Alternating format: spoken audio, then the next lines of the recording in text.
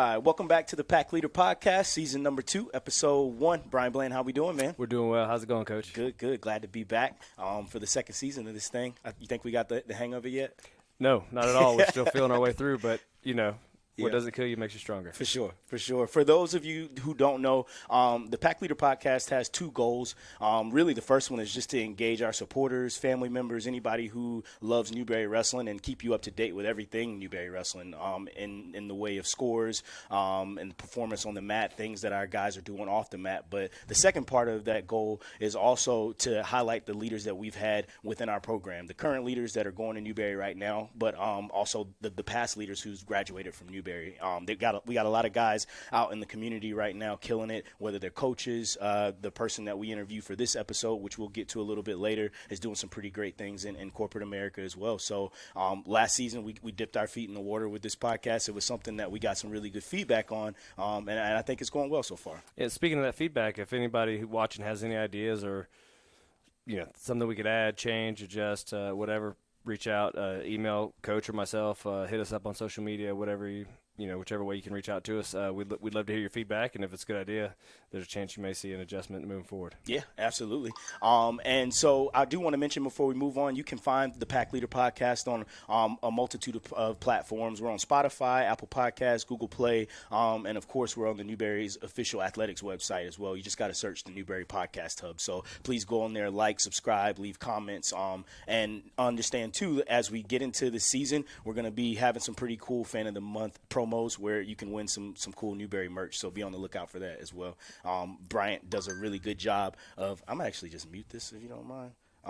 Brian does a good job of designing our gear. The guys all love it, and so you might be a lucky winner to get some of that. But anyway, moving on, we want to thank our pin pool members who did an awesome job last year in helping us raise over $300 per pin is what we finally did. We'll be launching that fundraiser next month, but we're super excited to finally be able to pull the trigger on a competition mat. It's the first one we've ordered in I don't know how long. The other mess we've had have been here since before we were here. So. Yeah, the ones that me and Coach wrestled on. So it's a much-needed upgrade. The guys are all excited about it, and we'll keep you updated when those get in. But anyway, let's jump into this competition schedule. This episode, obviously we haven't been doing much wrestling, but we do want to preview the season for you. We got a really well-rounded schedule that gives us a look across all 6 super regions. For those of you who don't know, in the NCAA Division II, there are 6 super regions across the country that make up our body, and I'm super excited about our schedule this year because we get a wide variety of looks. Yeah, we're going to be all over the place. Things start off right here with the Scotland Gray Inter Squad. That will be on October 28th. It will be in conjunction with our alumni weekend, which is also homecoming. Yes, sir. Correct. So homecoming weekend, if you're in town, even if you're here for football, if you want to head down and watch the wrestle-offs, they'll be at our wrestling facility. If the weather's nice, we might even do it outside. So that'll be a fun event, and that's how we'll get things rolling to at least settle in on that first lineup to start off the year. Yeah, definitely. And Alumni Weekend is going to be a blast. Like Coach said, it's hosted in conjunction with homecoming, so we really plugged into a lot of the activities that they're going to already be doing. I know there's a lawn party with free adult beverages on Friday that we have put on the schedule that we want to go attend after the Scarlet and Gray Inter Squad as well. So look out for emails from me and from Coach for ways to register and RSVP so we know you're coming. After that Scarlet and Gray Inter Squad match, we jump right into the Southeast Open. That's an event we've been going to for years and years. Since we were on the team. Yep, since me and you were on the team. Originally, it was more of a Virginia Tech specific tournament, and Division I tournament is kind of how we looked at it. Right, but it was the Hokie Open at the time. It was a Hokie Open, and now they've rebranded and they call it the Southeast Open, but that's because they use it more, I believe, as a fundraiser for the Southeast Regional Training Center. So you still got to get a lot of the same participants. Like I said, we're still going, but a lot of those D1 teams from the Southeast go, and it's always just a really good opener for us. Yeah, you'll see Virginia Tech, NC State, North Carolina, Duke, those types of teams, which we end up usually seeing a little bit later on at our Open as well, which we'll get to, but it's going to be a pretty heavy dose of D1 competition along with all the regional D2s and AIAs and some JUCOs as well, I would imagine. Definitely. And so that'll be on November the 5th. And then let's talk about November the 9th. So November 9th, we get to take a trip to Belmont Abbey. That will be hopefully a nice revenge match for us. Last year they beat us for the first time in program history. Kind of, caught them at a funky time of year early in the season, had some guys out. They were able to come in here and steal one from us, but this year I think things will be a little different. Oh, yeah, definitely. You can best believe we're going into that one with a chip on our shoulder to get that win back. Like Coach said, we lost 16-20 to them last year. But, no excuses. We had a few horses that weren't quite out of the stable yet, but we'll definitely be looking to start off our conference competition with a strong start that date. And then on November 13th, we head to another open. We're heading out to Cleveland, Ohio. That'll be a long trek. I think I Googled it, and it's like 10 hours or so. Yes, but with great travel comes great experience with those other regions like you were talking about earlier. So that's one way that we'll help round out that competition from around the country and start seeing some of those guys that we wouldn't normally see with our predominantly southeastern competition. Yeah, and at that, so it's actually a pretty Ohio-specific tournament. They call it the Ohio Intercollegiate Open. So you get all of the D1s, D2s, D3s in the state of Ohio, but they've kind of opened it up to other schools as well, which is kind of how it popped up on our radar. And when I saw that a lot of those Super Region 3 teams go there, like Ashland and Findlay and Lake Erie, Notre Dame, Tiffin, schools that we would otherwise not get looks at, I was like, this will be a good event for us to hit. Right, and it'll probably draw some of those northeastern Super Region 1 teams as well that we're kind of banking on that. So we should definitely cover at least 2 of the other 5 regions at that one in pretty heavy doses, I would imagine. Definitely. And I was looking at people that participated in it last year, and a lot of those were there. So excited for that one. What do we got next? On November 16th, we will wrestle Lincoln Memorial here in Eliezer Arena. Yep. Only had a program a year or two. Last year with schedule craziness, leftover remnants of COVID, just everything that was going on. We did not get up there to wrestle them. They also, I think, had some injuries and had trouble fielding a full lineup last year. So this year, hopefully their first, real competitive year of competition. They'll come down here to Eliezer, and we'll give them a welcome to D2 Wrestling. I'm looking forward to it. And then up after that one, it's going to be another heated duel, conference rival opponent, UNC Pembroke. That's going to be in their gym, which is always really intense. That's going to be on November the 29th.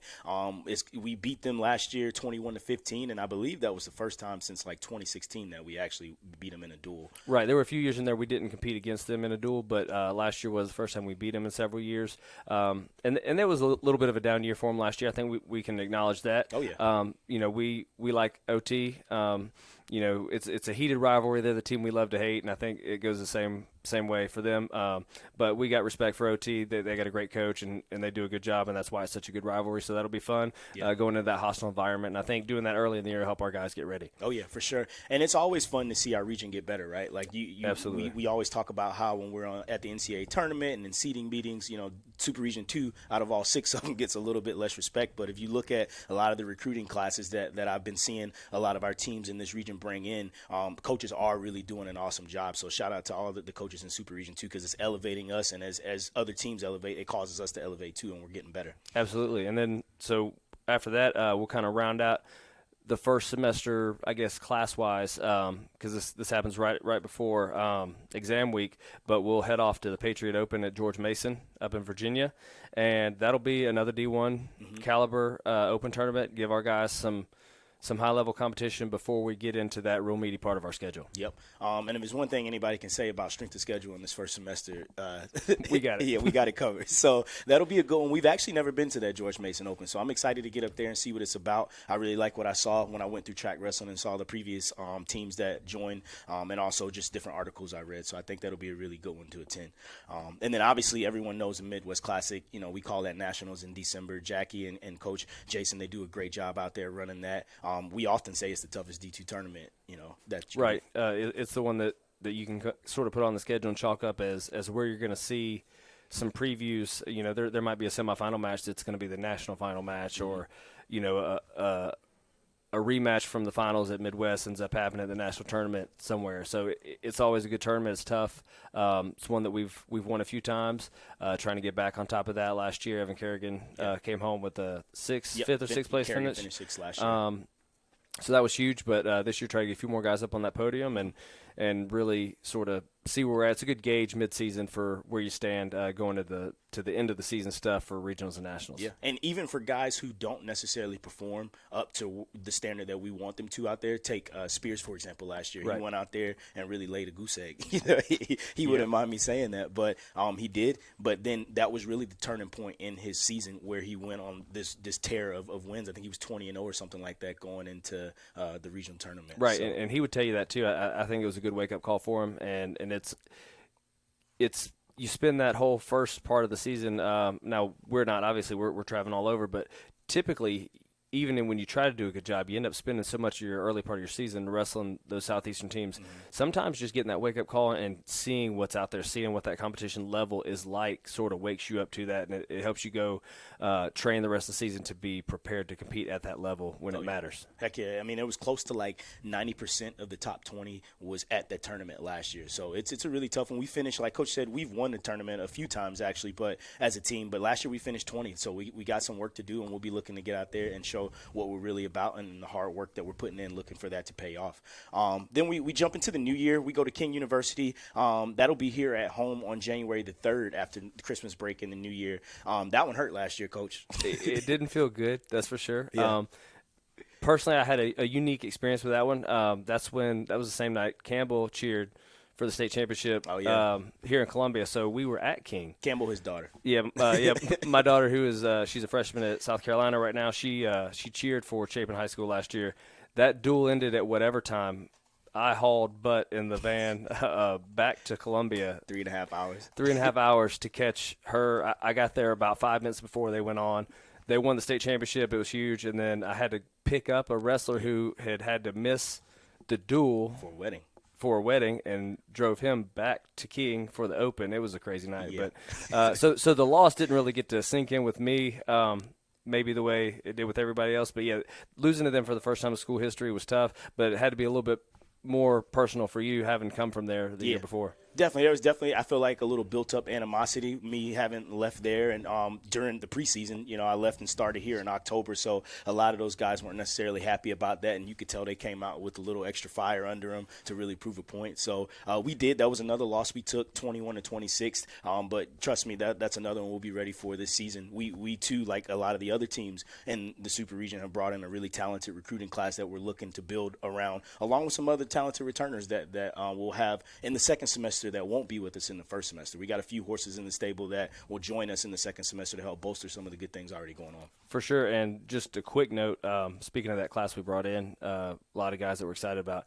Our last podcast from season 1, if you go check it out, it has an interview with that whole class. So, feel free to go check that out and kind of see, get to know some of those guys that you'll be hearing about as these podcasts go. But we'll go from Midwest Classic, the biggest regular season individual tournament, right to national duels. Yeah.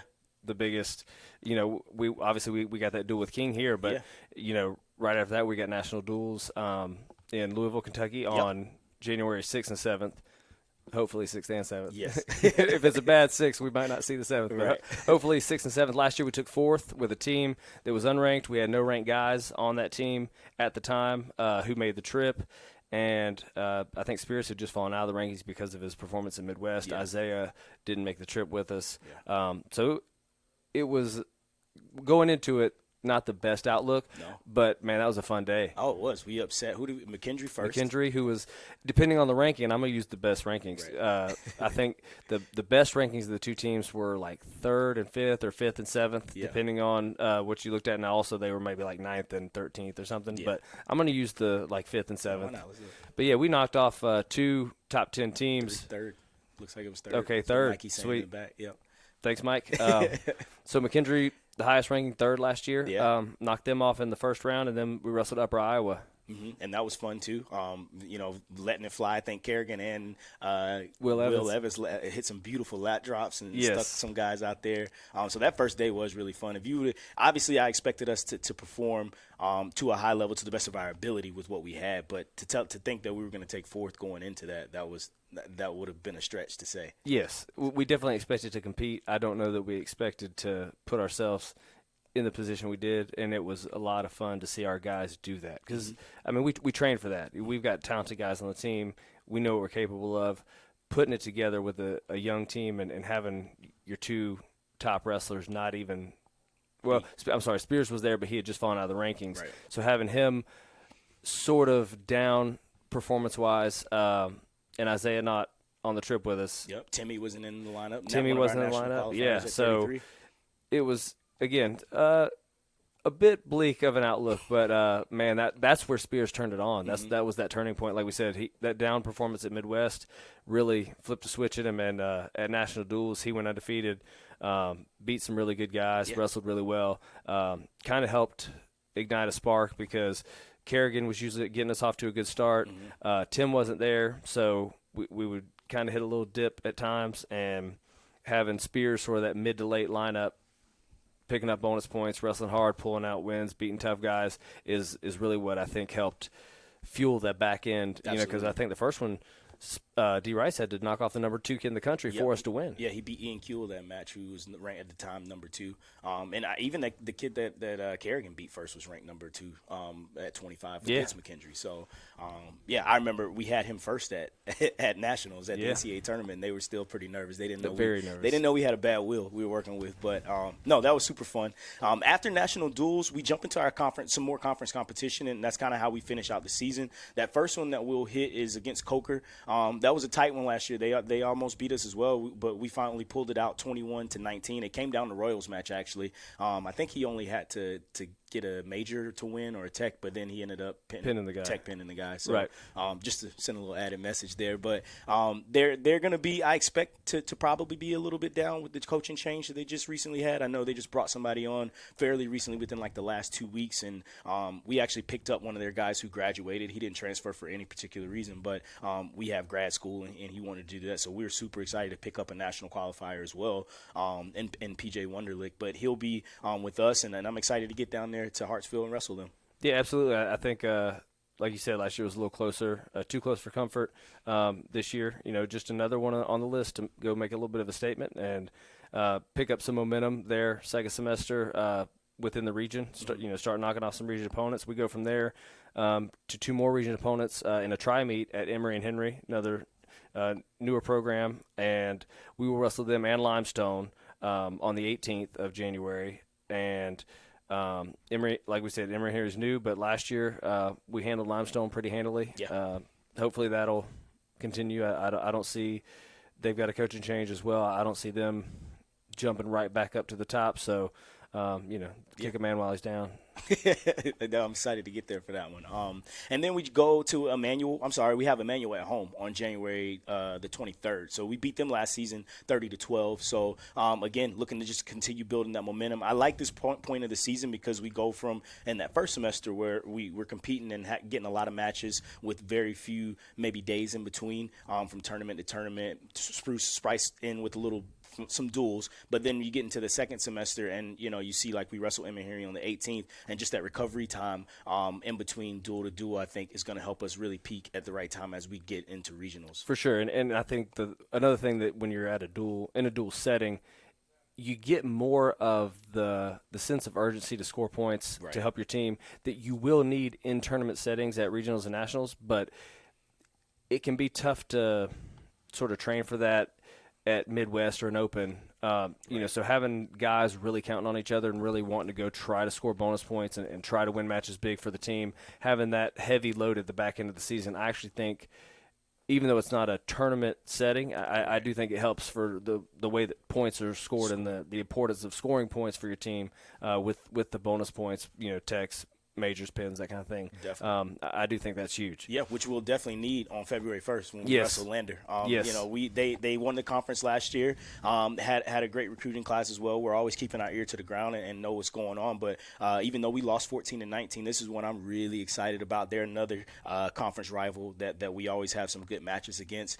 We wrestled in front of a really lit crowd last year. Yes. Fun environment. Like, I hate losing, but up until the point that we lost, it was a lot of fun. Oh, yeah. It was definitely a fun crowd. The stands were packed, and we look to return the favor this year. We got a great crowd here in Newberry as well that always packs out Eliezer for us. And so looking to have a lot of support during that dual meet so we can go and take that one and bring back this conference championship. Oh, yeah. And RC is going to be recruiting some fans to come. So we got to pack this place out for you as a chance to bring any Lander folks in here. So if you're watching and you're in the area, you could be there on February 1st. Calendar. Show up and be loud. Yes, for sure. And then we have a second semester open. It's actually a great opportunity to get a second semester tourney rep. So, if we get a guy who maybe got injured or something happened and he needs some more matches, we have the Newberry Open on February 5th right here in our own gym where he can get that 4 or 5 matches. But also for our red shirts who, there aren't many opportunities for them to compete in that second semester. They can do that right here. And it's a great chance for their family members and friends to come watch them wrestle in our gym.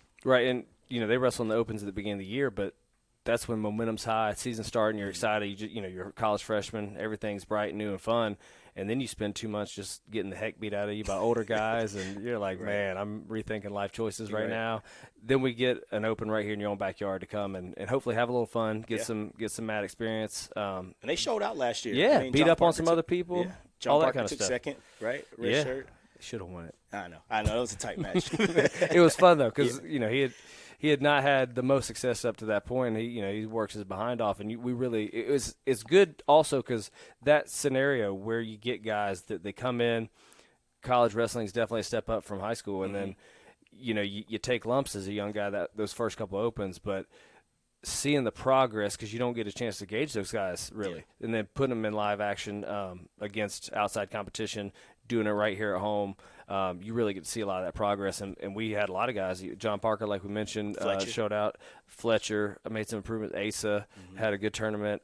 Zach Harrington had some exciting matches. We had some young guys really have good days, and it was fun to watch. Oh, yeah. The future's bright. Like you said, we're young, and we got a lot of those guys chomping at the bit for starting spots this year, so I'm super pumped for that. For sure. And then we'll finish up with senior night. Our last dual meet of the season is going to be against Mount Olive here at home. I'm going to have I'm not sure how many seniors because we kind of got a lot of guys who could graduate but might stick around for grad school. So right. It's a very loose definition of senior. Yeah. So we got to figure some things out there because of the COVID situation, redshirting, all that kind of stuff. So basically, it's if you've redshirted and you had a COVID year, you get 6 years of eligibility. Right. So we got to figure out how we're going to handle these guys. But hopefully we won't have many on that night. Right. Good problems to have. Absolutely. Then the last two, the biggest two, I'd say, events of the year, we jump into regionals. That'll be at UNC Pembroke again. It was supposed to be at Queens, I believe, this year, but they are transitioning to be in Division They're 1. They're moving up, so Pembroke jumped back in to host it. And Pembroke does a good job with it, real professional staff who runs the tournament. They run it really well, except for getting the track started last year. Yeah, I know. But Coach, hey, you stepped up. Yeah, I do what I can. I do what I can. But yeah, no, the great staff there at Pembroke who always run a good tournament, and hopefully they're not going to be, because last year they were a bit down. We weren't as worried about them, so hopefully that'll still be the case. You don't want to be on their territory when they're having an up year. But I look forward to that to being a good tournament. And last year, that's really where everything gelled. That's where everything came together, and that's when you want to peak. So hopefully, we'll have our guys ready, and that'll be the time of the year that our lineup hits 100%. Our health is starting to get closer to 100%, and our, as they say, peaking at the right time. Our guys' talent level and everything comes together, and we're wrestling really well. Get close to that 100% on all cylinders, and bring home that 11th region title. Looking to win number 11, baby. So that's Super Region number 2 championships, February 25th, and then on March 10th and 11th is the big show. Top 3 placers from the Super Region 2 tournament will advance to nationals in Cedar Rapids, Iowa. We're going to be at the U.S. Cellular Center to compete out there for the NCAA tournament. We finished number 15 last season, and like Coach said, we brought back 2 All-Americans, one in Caleb Spears at 174 pounds, and then at 149 pounds, Isaiah Royal capped off what was one of the most incredible careers we've ever had from a wrestler at Newberry College. So we'll be looking to definitely build on the success we had out at Nationals last year, because we got, I think I counted, about 6 returning national qualifiers on our roster right now that are training between Decatur, Will Evans, who's a former All-American, Brandon Gant, a former All-American. You got Blatt, who's a former Super Region 2 champ, PJ coming from Coker, and I might be missing one. But needless to say, we got a lot of nice tools in the toolbox, so to speak, to work with. And I think I'm really looking forward to performing at a higher level out there this year. Yeah, 100%. And I think the experience that some of those guys have gained from being there in the past, even if they didn't get on the podium, that's going to be invaluable to help them get on the podium this year. We also reload with a couple transfers who were junior college All-Americans. So maybe not the D2 national tournament, but they've been at a college level, very tough national tournament and competed at a high level. So, hopefully adding those to the mix will just help bolster that lineup that we take out there. And just to kind of clarify for anyone who's not real sure, Coach says the top 3 go. The top 3 individuals, so first, second, third at each weight class qualify. So, you get guys, either you work hard, you get to the finals and qualify, or if you get beat, you wrestle back, knock off somebody, and win that third place match and punch your ticket. So hopefully we'll take a big crew, hopefully going 10 for 10. That's the plan. That's the goal. And take a big crowd out to nationals and have a good day. Sometimes those third place matches are more exciting than the first, second. Oh place yeah, match. there's all because everything's on the line for Yeah, that one. yeah. The first, second place match, they're both going, but that third place match, man, somebody's going to be real sad after that. Right, and let's not sleep on our guys who placed 5th last year. I mean, they placed 5th seems kind of far away, but they really, when you watch that match, are right there. I want to shout out Devin Rice at heavyweight. He's one of those guys who is right there, and I think could have got out had he had a little bit better of a day or been in a different spot in the bracket. So we'll be looking to him to make some noise as well. 100%. Last year we had a few guys like that. And we talked about them, obviously, the podcast before, but Nolan, I think, lost in the third place match. Armando took 5th. I think Devin might have taken 5th. Devin, yeah. And both Devin Moore, Devin Rice. Both they lost a match early but came and wrestled tough. So those guys coming back and wrestling tough to win those 5th place matches are key to winning the team trophy. So. Yeah, absolutely. Those were the points that kind of help us spread that gap from Lander and UNCP. So excited for the season. Hope you enjoyed that preview. But like I said, we got 15 dates on the calendar. It's going to be super exciting. Please mark your calendar for all of those home dates because we want to pack out Eliezer Arena. It's always more fun to wrestle when we got people in the stands supporting us. So thanks for listening to that. Let's jump into this. We had a great interview with Travis Sheehy. Yeah, Travis was he was here graduated, I believe, with you, right, in 2013? Yep. I kind of missed – our careers were kind of funkily overlapped. He was still competing at Greensboro my senior year and then transferred in that next year when I was only coaching until I graduated in December. Yeah. So I wasn't around him as much that first year. By the time I came in to coach that second year, he had already really established himself. So it was just a funky thing, but, man, he's always been a great guy. We always had a great relationship, and it was a lot of fun to catch up with him. Yeah, definitely. He was an All-American in 2012 before he graduated in 2013, but one of those D1 transfers and had, we might not have gotten him had UNC Greensboro not dropped their program. So. Right, yeah, it was fortunate for us. We ended up getting him and Jared Holliday, who was another All-American for us from Greensboro. Yeah, and I was actually looking up there. I see Sheehy's name right there. So. Yeah, Holliday was a couple years later. Oh, here he goes right here. Yeah, right behind you, Coach. 2014. So, but, yeah, so we're going to jump into this interview. Hope you enjoy. All right. Here we are with Travis Sheehy. Travis, how's it going, man? It's going good, man. How are you doing? Doing great. And we also got the one and only Brian Blanton on the call. Blanton, what's up? What's up, Coach? Travis, what's going on? Blaine, how we doing, man? Good, man. Cool. Awesome. We appreciate you joining today, dude. We just kind of wanted to catch up. Obviously, the vision of this podcast when we first started it, Blanton and I last year, is really wanting to catch up with leaders of the program, current leaders, but also past leaders. And I know me and you were teammates back in the day, and I certainly remember you being somebody I looked up to as a competitor on the team. And I know you're out there killing it now in the professional world too. It's pretty interesting that a lot of the guys who we've had on the show are in the coaching ranks, whether it's at high school or like Jake was on and he's running his own club out in Alabama. But it's always nice to have somebody on here that while you were successful at wrestling, you're kind of doing something else, not necessarily related with the sport anymore. And so wanted to take some time and catch up just to see what you have been doing. Where are you at in the world nowadays? Yeah, thanks for having me. And I've listened to some of the podcasts. Some of those guys are doing some amazing things, BJ and Jake and then some other teammates. And as you mentioned, you're always a teammate and a great teammate at that. But so I'm currently right now, I'm lead talent acquisition in a software company, which is kind of a strange departure from wrestling, but it's the corporate world and kind of where my journey took me. Kind of a little about that, coming out of college, I had focused on wrestling and not really my future and my career as much. And then I had a friend who worked for a recruiting company and he said, come interview. And I always thought, hey, I always had recruits stay with me in college. Most of them signed. So I was pretty good at it, at convincing people to join our teams. And so followed that path and ended up taking a job and kind of just worked my way up through the ranks and through a few different various roles. So Now I work for one of the leading supply chain software companies in the world. Nice. That's awesome, man. And I know you said Absolutely.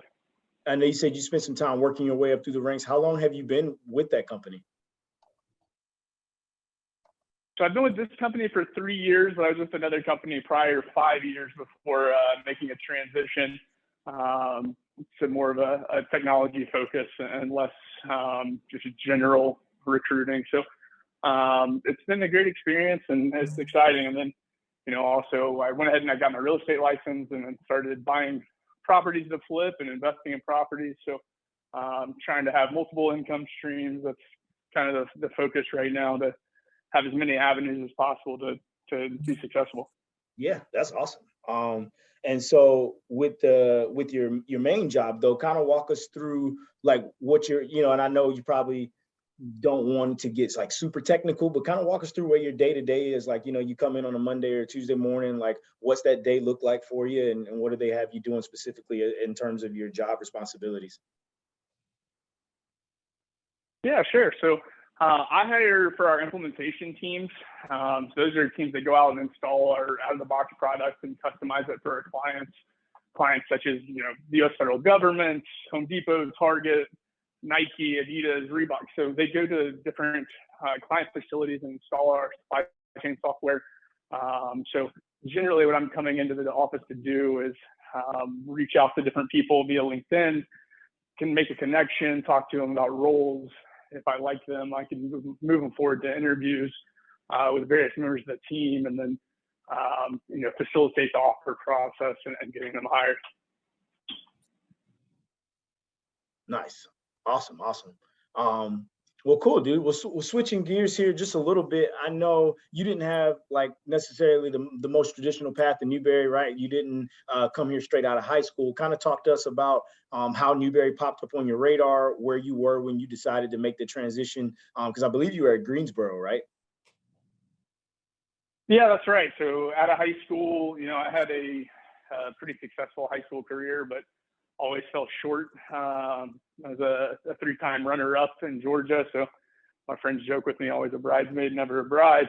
So I had something left to prove, and ended up getting a scholarship offer for UNC Greensboro, and going there.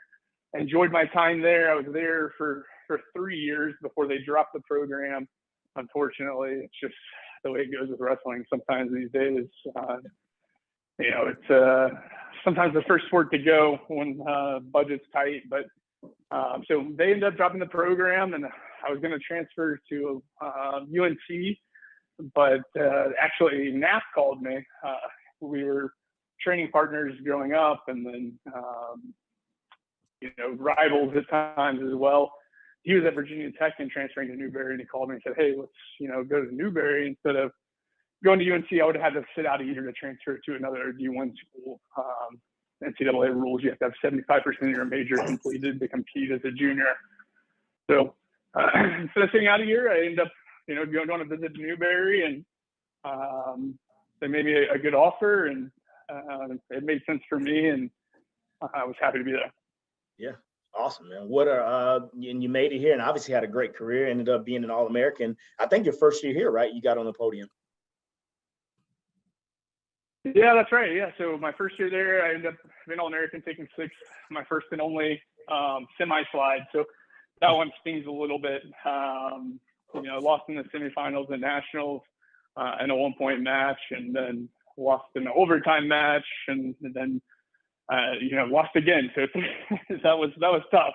Yeah. But yeah, it was rewarding. I won the super region, and was able to go to nationals and compete at a high level, and it was a lot of fun. Yeah, we had to. That was a good team that year. I can't remember. I know we went out to national duels, but I can't remember off the top of my head how we did. But I know we were really tough that year because you were at 65. I think I was at 49. Nat was at 57, right? Something like that, yeah. I think we took 2nd, which was tough. I know there's a picture of us all together, and we're all kind of stoic, to say the least, and then looking over it because they were awarding the trophy to the team that beat us. But 2nd's still an accomplishment, but it's not what we set out for. Yeah, no, I know that picture comes up on my Facebook every year when the memories show up and everybody just looks pissed off. So I remember that vividly. Um, outside of some of those memories though, like national duels, that was obviously a blast, a fun tournament. It always is. What are some other like memories that stick out to you during your time at Newberry?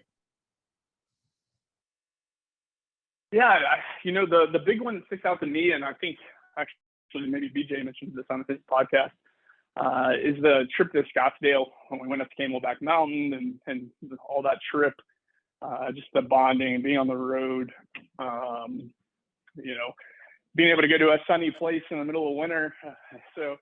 And then compete at a high level. That was always a lot of fun and one of my best memories with Newberry. Definitely. Do you feel, or can you identify like certain aspects of your time here that kind of helped you to be a leader in life now? Certain things, even if it wasn't necessarily an experience, but maybe a person that you connected with, a professor, a teammate, or coach, or anything like that.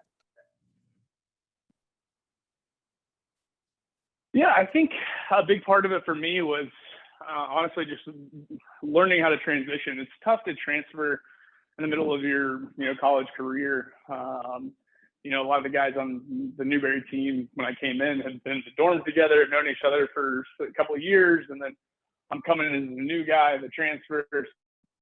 So kind of building relationships when you're maybe not the insider coming in, and being able to work as a team and be able to motivate each other and still work to make each other better.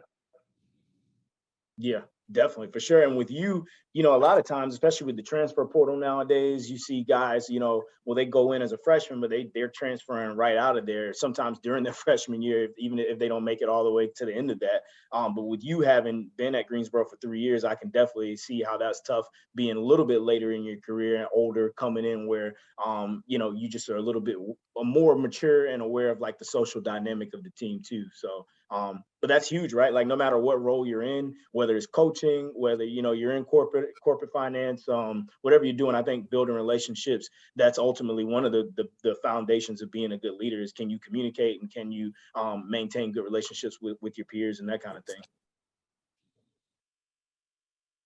Yeah, absolutely. And being able to acclimate to a situation that you're not used to or to a new team and then be able to fit in. And, ultimately, if you perform at a high level, people respect that. And then that's the biggest thing, right? If you have a lot of discipline, you perform at a high level, hold each other accountable, things will kind of work themselves out.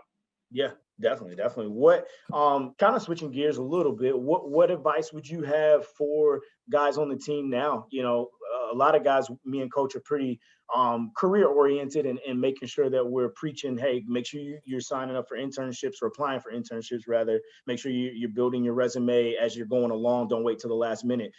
Because at the end of the day, we're going to graduate and we want to make sure we can go out in our community and be productive members of society. But what advice would you have for our guys in terms of developing and becoming leaders, and how that and connecting that with ultimately being successful on the mat as well?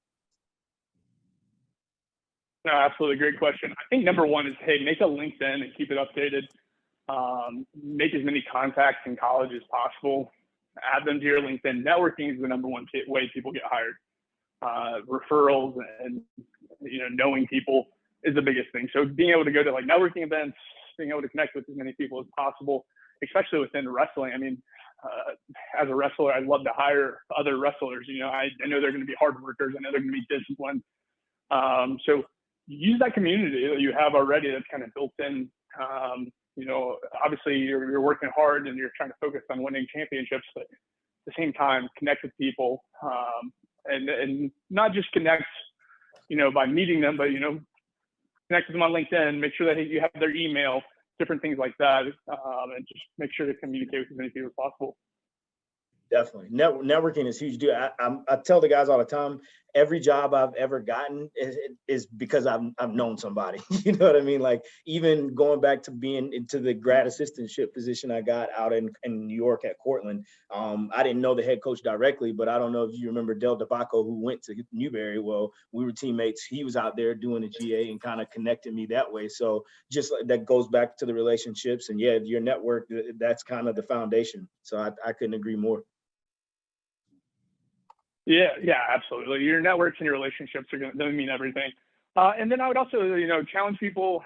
I know with wrestling at Newberry, you have a lot of people from out of state. Obviously, if you're trying to build a strong program, not everybody's in the heart of Columbia, South Carolina. So we have a lot of people from around the country. So, even networking with people from high school and different high school teams and coaches and other parents and things like that, just make sure to talk to as many people as possible, especially if that's somewhere where you're looking to get back home or something like that. Definitely. And the community, the wrestling community in general, is doing pretty well. I know the NWCA has like partnered with, or they could even just be like another division of the NWCA, the Wrestlers in Business Network. Have you worked with them at all? Yeah, no, I follow Wrestlers in Business. I've done some of the meetups, but I think there's a little room for improvement on it. But definitely a good place to start if you're looking to start doing some networking within wrestlers. Yeah. Definitely would highly recommend as a good place to get your foot in the door. What kind of stuff have you observed when you say like room for improvement? What kind of stuff have you noticed? Just a lot of their meetings are very regional, and just being in Atlanta, Georgia, where there's no college wrestling in Georgia, we don't get a lot of love down here. I see. Nice. Yeah, that makes sense. And that's good feedback to give to them, honestly, too. So I'm glad you mentioned that. But they're doing some great things. I know they got this career platform out right now it's pretty much the same thing as a LinkedIn, but just way more tailored to that junior or senior in college who's kind of looking to do some of the things that we talked about. And also for employers and recruiters looking to go and hire wrestlers specifically, it's a place like kind of a one-stop shop, for lack of better words, where they can go and have resumes and profiles, like that Facebook for the professional, like LinkedIn is essentially, but just built for wrestlers. So they're building that, and I think they just rolled it out like the last year. So hopefully our guys will take advantage of that. Wow, yeah, that's exciting. I didn't even know that. So I'll have to look into that. That's my field. I should know better. No, I just figured I mentioned it. But so I know post-graduation, obviously you're out there killing it. You got to, like you said, juggling, putting multiple hats on in terms of the real estate and in the job that you're doing now. But you also just got married. Talk a little bit about, where the wedding was. And I know, you guys where you're at right now, but just kind of shed some light on how you met and all that good stuff. Yeah, no, I met a wonderful woman, Erica is her name. She works for Chick-fil-A corporate on their real estate team, and she's killing in her career too. She's gonna outshine me. But yeah, we recently got married on May 20th in Ball Ground, Georgia, which is a random town, but the wedding venue she wants, right? So happy wife, happy life, I guess.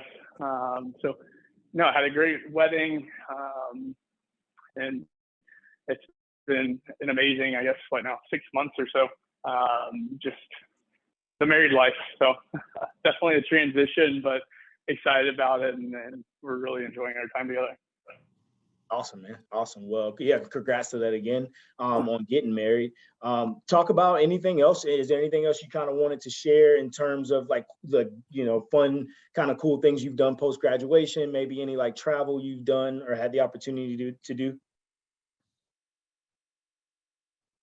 Yeah, so a couple things. So one, I love going to the Division I national tournament as often as possible. I went to New York and St. Louis, and then Cleveland as well. So that's always a good time to be able to, if you can get tickets, to kind of reconnect with the wrestling community. And back to that networking thing, right? Yeah. There's 100,000 people, if not more, there, which is great. And then the other thing, I hurt my neck real bad my senior year in college, and had to step away from, doing a lot of physical activity for a while, but then I ended up getting into jiu-jitsu, a few years later. And I highly recommend that to anybody that's, post wrestling here. Wrestling can be a violent sport. Jiu-jitsu is a little more laid back, but I enjoy, competing. I enjoy,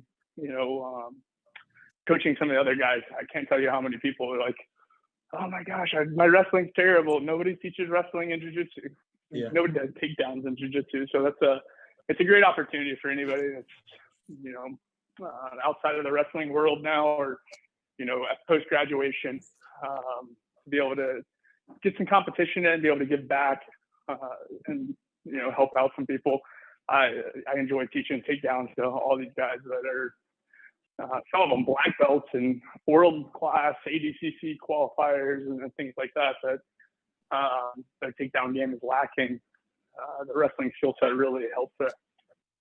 Nice. That's pretty sick. I know, you see, speaking of jiu-jitsu, I don't know if you follow Carl on Facebook, but I saw he just had some success out there. I forget where he was at, but I saw he took gold in something. Do you know what you know what I'm talking about, Blake? Yeah, he was in Las Vegas. Yeah, he took gold at Purple Belt Masters, which is like the 30 to 35 age group, I believe, that he was in. And as a world champion, which is amazing. And Right.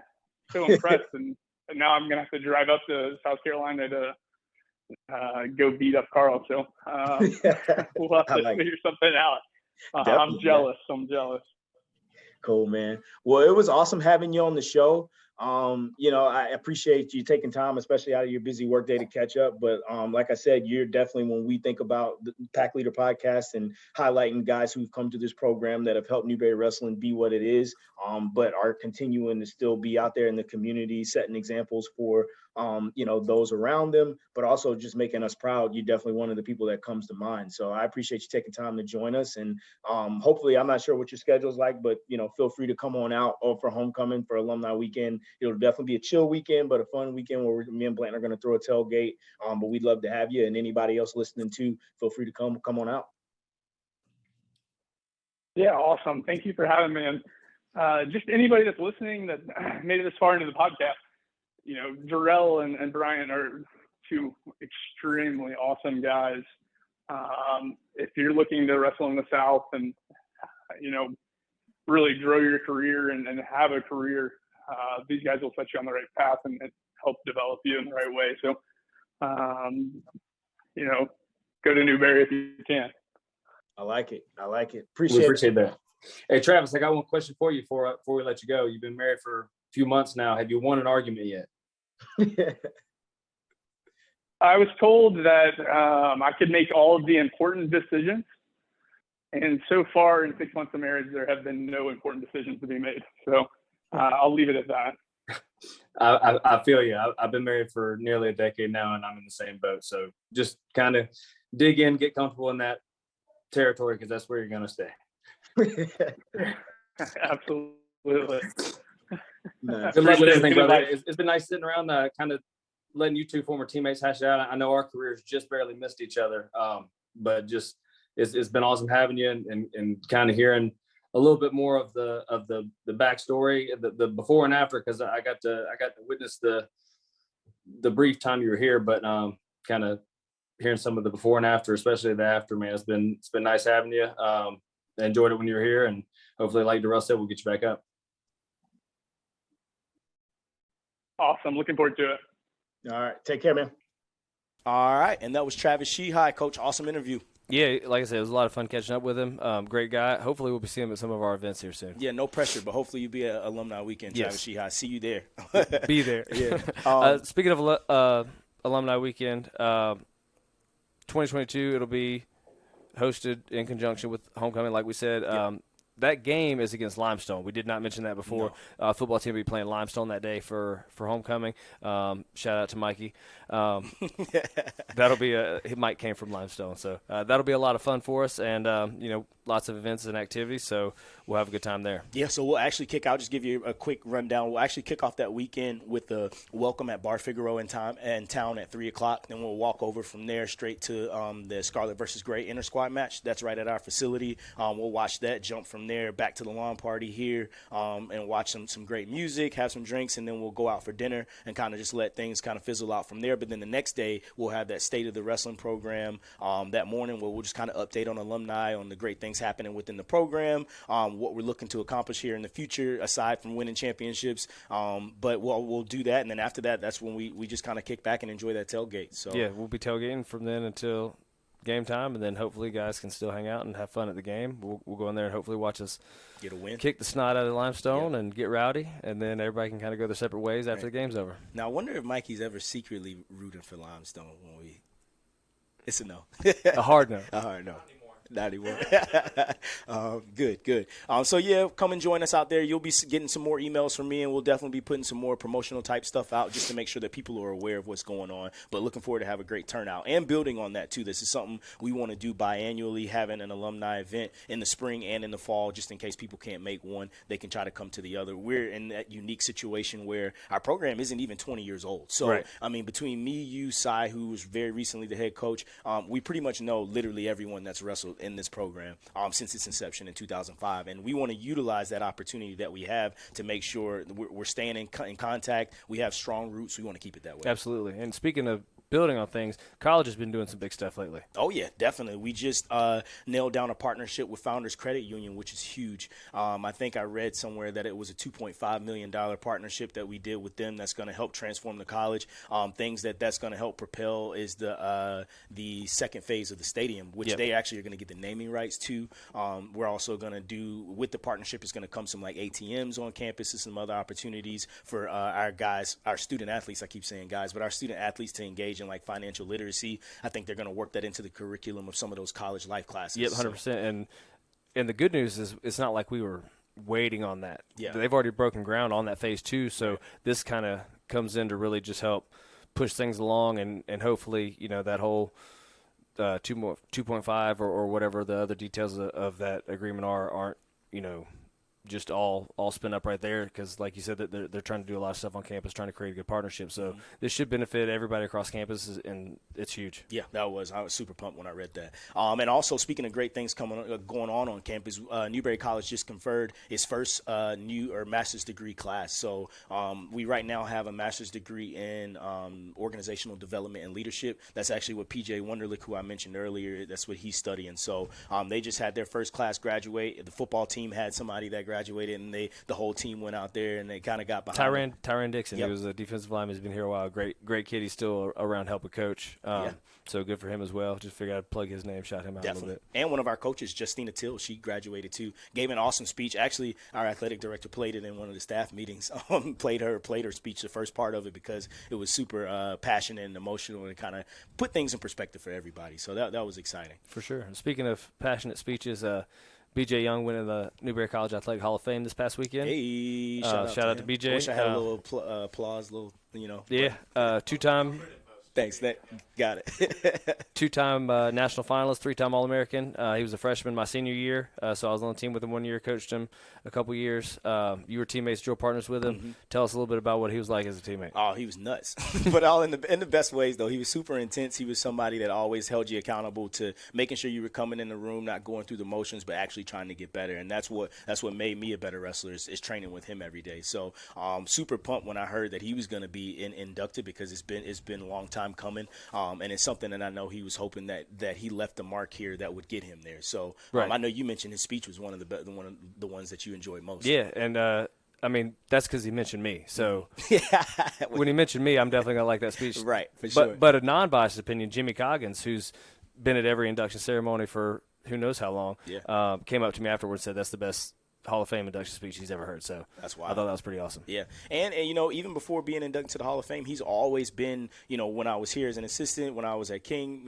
coming back now, he's always one of the ones that we've had to graduate to stay super plugged into what's going on. He knows our wins, he knows our losses, he knows the recruits we're bringing in. He knows his wins and losses too. Yes, he hits us up about the record book all the time. Right. No, but BJ's great. He's a great teammate, hard worker, great friend.